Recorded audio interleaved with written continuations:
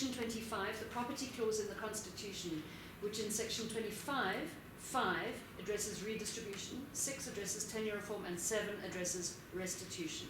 I want to reflect on and add to what's already been said by reflecting on the issue around tenure reform and why this is so important as a human rights issue. The argument made in the hearings was that there's a need to develop the common law, and the context is this. If we think about South Africa, historically and in the context of the rest of the continent, we need to understand South Africa as living with a colonial legacy. South Africa was a settler colony in which most of the land became privately titled.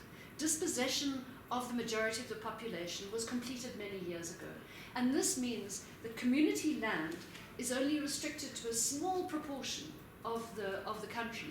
And yet we heard in the hearings that that small remaining land is under threat and people are being dispossessed even of that small percentage of land that remains under community control.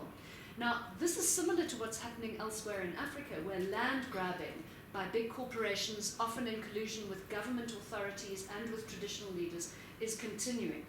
There's been international response to this, for instance, by the African Union, which developed a set of framework and guidelines on land policy endorsed by all heads of state, including our own, in 2009, and also by the FAO, which adopted the voluntary guidelines on the governance of tenure of land, fisheries, and forestry in 2012.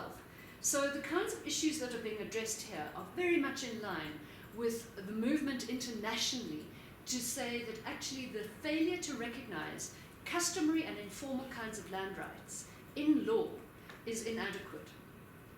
And a good example to look towards in Southern Africa is actually what Mozambique has done, where it has a very good legal framework and where enforcement is the challenge.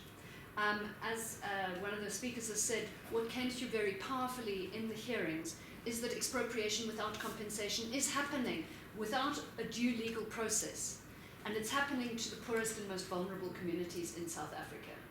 And so the issue here is about the need to develop the common law to grant recognition that people who hold informal and customary land are the owners themselves, not the governance institutions and not the government that has custodial rights and a custodial role.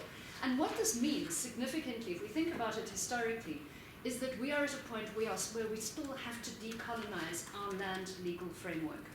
And I think that this report takes us forward in that respect.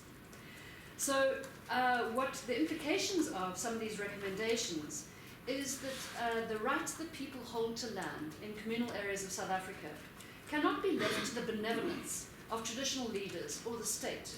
They must be recognized as land rights and as property rights